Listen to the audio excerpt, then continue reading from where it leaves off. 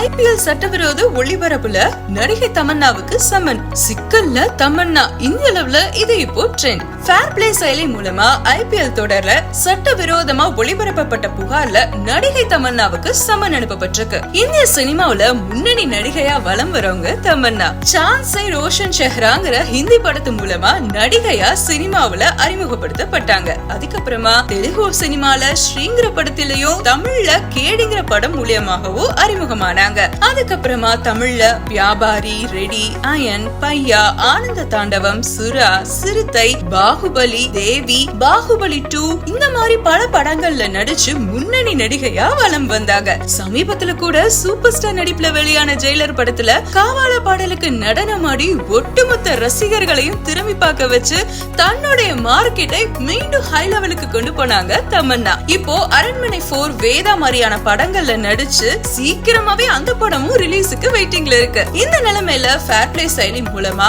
IPL தொடர சட்டவிரோதமா ஒளிபரப்பப்பட்ட புகார்ல நடிகை தமன்னாவுக்கு summon அனுப்பப்பட்டிருக்கிறது பெரும் பரபரப்பை ஏற்படுத்தி இருக்குங்க. ஃபேர் பிளே செயலியோட விளம்பர தூதரா இருக்கிற நடிகை தமன்னா ஆஜராகணும்னு மகாராஷ்டிரா சைபர் கிரைம் சம்மன் அனுப்பி இருக்கு. சட்டவிரோத ஒளிபரப்பு மூலமா வியாகாம் நிறுவனத்துக்கு பல கோடி இழப்பு ஏற்படுத்தி இருக்கிறதா புகார் கொடுத்திருக்காங்க. இதே வழக்குல நடிகை சஞ்சய் தத்தருக்கும் சம்மன் அனுப்பப்பட்ட நிலையில இப்போ தமன்னாவுக்கும் சம்மன் அனுப்பப்பட்டிருக்கிறது சினிமா வட்டாரத்துல பெரும் பரபரப்பை ஏற்படுத்தி இருக்கு. தமன்னா விவகாரம் தேசிய அளவுல இப்போ ட்ரெண்டிங் ஆயிட்டு இருக்குங்க.